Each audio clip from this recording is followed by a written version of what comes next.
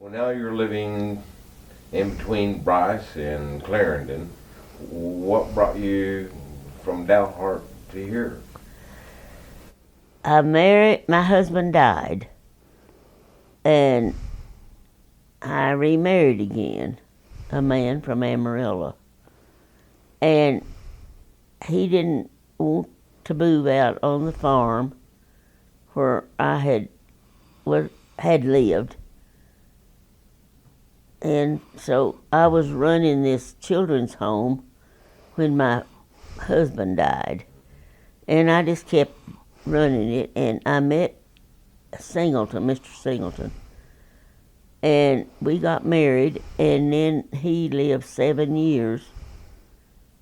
And we had married, and I sold my farm, and we moved to Amarillo. And we were living in Amarillo when he died. He had died with lung cancer. And then after he died, I took cancer real bad. And I had chemo and radiation, went through the whole 9 yards all by myself because I lived there by myself. And Mr. McQueen's wife had died. And his son-in-law was my Sunday school teacher. And his wife invited me over one time to eat. Said, would you come over? Dad's really having a hard time, Bobbie. And you're easy to talk to, and said he needs somebody his age. Well, he was 81, I guess, at the time. And I was 10 years younger, so what would that make me? 71. Okay. Well, anyway, his wife had died. And so the ice was just about that thick on the road, and he'd come in from here. He lived here. He'd come into his daughter's place, and her husband had come and got me, and we went over and ate lunch. And after lunch, we talked all afternoon and everything. And I said, I think it's time I need to get back home. And so I said, Raymond, can you take me back? That was my Sunday school teacher. And he said, yes, I'll run you back over there. I said, if you're ready to go. And so Mr. McQueen said, or Harvey, said, I'm going back to Clarendon. Said, if you're not afraid of my driving, I'll run you by your house. And I never thought about him wanting to know where I lived. You know, it didn't ever dawn on me. I wasn't looking for him to say anything. And when I got out of the pickup, I said, thank you, Harvey, for driving me home. And he said, I'm coming back after tomorrow, and I'll be by and I'll take you out to lunch. Oh my God, I don't know. It just shocked me because I never thought about him wanting to come back. Yeah. And so I said, I think I said okay. I went in the house and I thought, what did I say that for? Why didn't I speak up? I ain't going with that old man. So anyway, my daughter called. And I told her, I said, I guess I'll go eat with that old man tomorrow. Or day after tomorrow. Yeah. And so she said, Mother, behave yourself and quit being ugly. And I was mad to see it myself because I didn't want to go with that old man. Well, he come back. I don't even know where we ate. But anyway, he brought me back home. And he said, I'll be back. I'm coming every other day. He'd show up on my front porch. And I lived on Paramount and 34th. And right there at that stop sign. And he kept coming. And I didn't know how to get rid of him. So anyway, I said, and my daughter, I had cancer. And I had to go be operated on. My daughter came down and stayed with me. And that old man kept coming every other day. And so I said, I just prayed, Lord, don't let that old man come back. I liked him, but I didn't want him for a boyfriend. I didn't want him. And so my daughter said, Mother, behave yourself and quit being so ugly. Said, he's so nice and neat. He's clean and he cleans up, and looks okay. And said he's slim and trim, and said he's got all of his teeth. I tell that old him. But I went through cancer. He come every other day. And I'd say, Harvey, don't come because they tell me not to get out in the public. Can't go to church this week. He'd come every other day. I don't know where he got that every other day stuff, but he wore out that darn new car. He had a new car.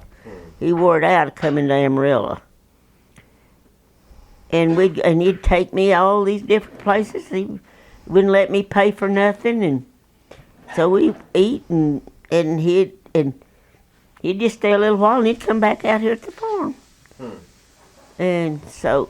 Maybe he had doctor's appointments. No, he didn't. He just was coming to see me, and I said, now you need to go see other women. You need to go, because I said, I've got cancer, and I don't know how long I'll live, and I don't know nothing about how I'm going to turn out. He just kept coming anyway, and so finally he wanted to get married, and I said, no, I'm not getting married because I may not live long. I'm not going to put you through something like that. You just got through losing your wife a year ago or something like that. So they told me that, and in the meantime, he'd go with another woman. He'd come and tell me all about her. And so, it was the funniest thing. He went, this old woman out at the lake, she had a boat and had a home out in the lake. And he brought her out here and he cooked dinner for her. And then she cooked dinner for him, and he'd come up every other day. He'd come up and tell me about, And it was funny, and I didn't really care. But then I got to where it made me mad. It made me mad. I don't know. I say, Lord, please don't let that old man come back, or I don't want him. I don't want to marry that old man. He got to want to get married. And anyway, I guess I finally, we did get married, all right. But I guess I don't remember telling him that I would marry him. But anyway, they teased me about it. But anyway, he took me down and he said, I'm going to buy you a ring.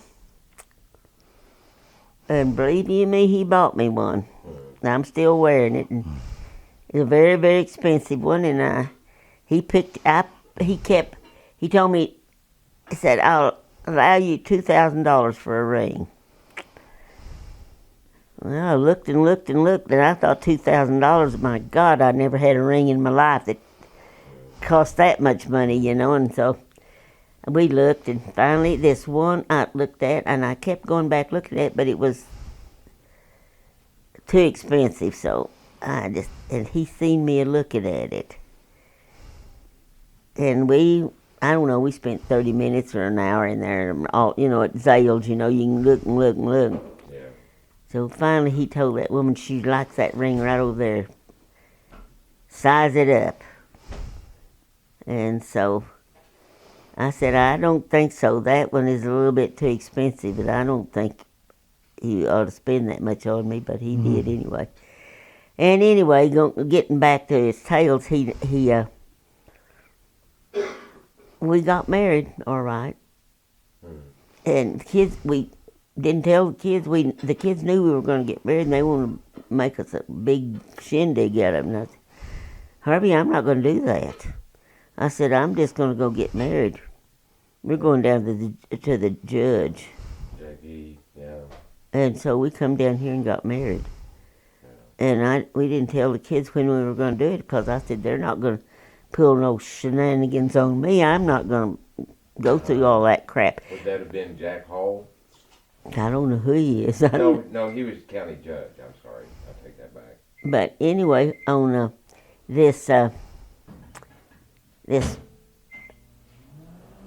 I hope this woman don't never see this video, but she cooked dinner for Harvey, and she had a boat. She was a little short, kind of fat, like little lady, kind of. And I said, Harvey, you better not get over there on that side of that boat, 'cause she's liable to tip it over. And I said, you need to marry that woman, 'cause she's got a boat. But he didn't never. No, he said he didn't think he wanted her. She worked at the grocery store, and every time he took me in there and introduced me to her. We went in the grocery store, and when I married, I want you to know, the freezer was full of sausage and weenies. And I said, Harvey, my gosh, how come so much sausage and weenies? He said, well, I'd go in there to see her, and I didn't know what to buy, and cereal, he'd have cereal. He had cereal. He'd buy sausage and weenies. Well, at least it would keep longer than... Well, it wasn't what he was buying. He was going in there to see her, and he had to buy something. Exactly. He'd make out like he was going to the grocery store. Right. Oh, I teased him about that. It was so funny. He just took it real good. Oh. He turned out to be one of the best old men you ever seen all your life. He was so good to me. But anyway, he was a jewel. He liked about 6 weeks being 99 years old when he died. I never heard him complain about hurting. He had both knees operated on at 95. Not at once, but had him done. Yeah. It takes a long I never did hear him. He never did say I hurt or nothing. He was one of, and he loved my kids. And he had pretty much farmed all his life? He didn't never farm. He worked for he was a diesel mechanic. Oh, okay. And when he retired, he got to buying little farms and cleaning them up when he was able, when he lived here. This place didn't even have a piece of paper go across the yard. He worked. He kept it clean. He kept it mowed. He kept the fences all up and everything. And he had some registered Black Angus cattle. Not a whole lot, but he had 12 or 15 head, I know. And he loved it. He loved the farm, and he never did farm anything. It's in Soil Bank or CRP now. You, as a young person, lived in an interesting area of our nation at a time when there were a lot of small towns. Going back to living in those small towns, remember how a lot of the merchants, in order to try to stimulate people to buy, especially the clothing stores, shoe stores, one thing and another, on Friday nights would stay open late, and many times bring out their goods out onto the sidewalk. And people would walk up and down the main street where all those shops were, and it was a big community event. Remember those days? Oh, heaven. Well, when we lived at Seminole, we lived 5 miles out, 5 miles north on the highway. And they had a grocery store that we bought everything from. You bought shoes, you bought material. I can remember Mama giving 10 cents a yard for material. And I can remember buying shoes for $1.98. And a loaf of bread was a dime. And I would go to the... now, this was after we moved to Eric. This was a town like when we'd take our cream in and everything, you know. Well, on Saturday, we'd go to the show for a dime, and me and Mama would go and eat a hamburger, and it was a dime. A great big hamburger was a dime, and a bottle of pop was a nickel. For 15 cents, we could eat a hamburger and drink a Coke. Mm-hmm. And Daddy'd eat chili. He loved chili, and it was 15 cents. And I could go to the show for a dime and get a box of popcorn for a nickel. And we'd go on Saturday night. This was when we moved to Erie. Now, this wasn't at Seminole. This was at Erie.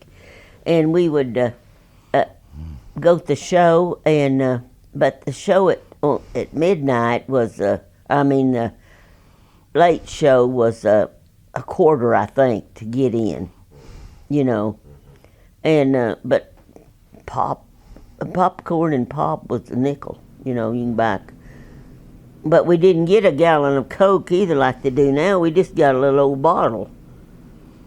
And Now that. they had like 6-ounce bottles and 8-ounce bottles. Yeah, and we just buy a little old bottle of pop for a nickel and a box of popcorn for a nickel. And the show didn't cost nothing, but you didn't have much either. We didn't. And we would just drive up and down, and you could not get in the dollars. We called it the 5 and 10 store, the variety store they called it.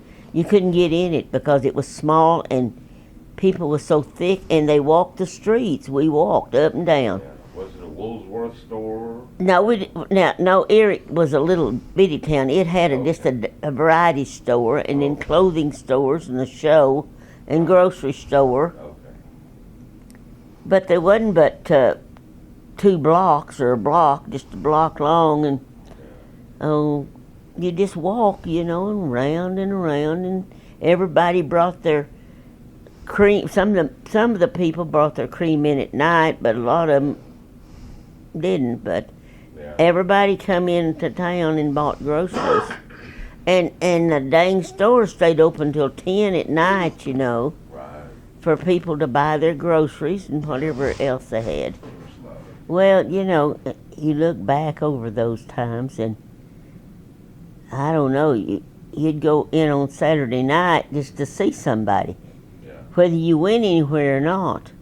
A lot of us kids now, at times, didn't have any money, and we just walk around town and visit, and on Saturday night, everybody come to town, and that's where you met your boyfriend or your girlfriend.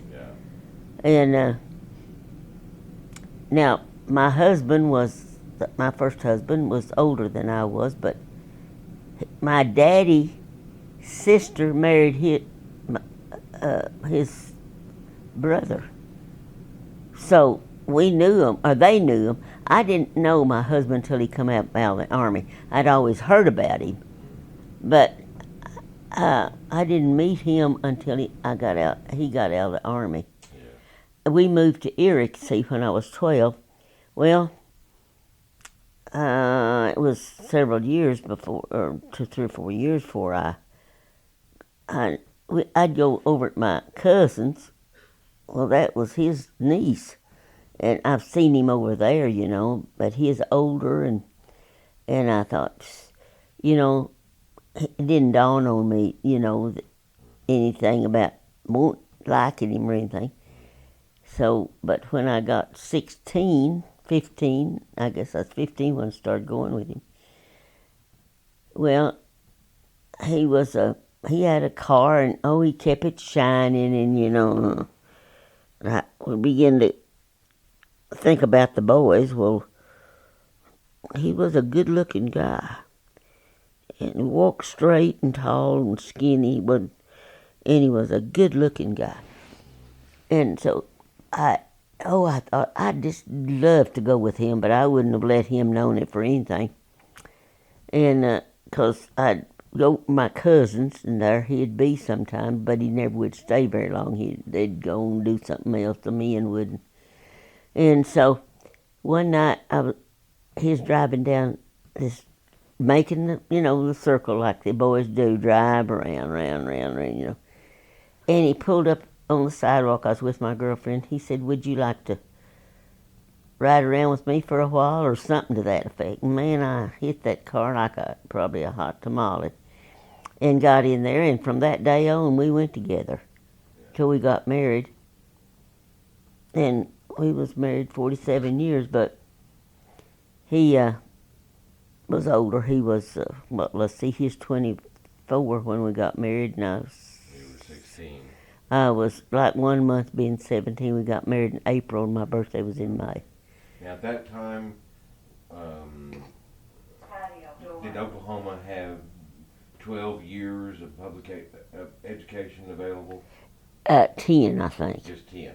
My mother, if she were still alive, would be the same age that you are. Yeah, And my dad, the same way. And they only went through the 10th grade, basically to graduate from high school. Well, that's what However, I did. Both of them attended a couple more years in college. Yeah. So that they could get a teaching certificate. Yeah. Well, I didn't go to the teaching certificate. I was going to go into nursing. And, but my husband's mother, he's taking his mother to Arkansas. And he come and asked me, would I want to go with him? And I went down there and with them too, and his mother and I were always real good friends. And she's an old woman that was a grandma, even at young age. You've seen people that was old when they got pretty woman. She had pretty curly hair, and she was such a, she's a sweet old woman. I never had but one mother-in-law. And I mean, tell you, I love that old woman. And she stayed with us a lot, and I never had a crossword with her. I know she probably got fed up with me a few times being a young woman, and a brat at that, I guess. But anyway, we never did have a crossword. I love that old woman. My mother was crazy about her, too.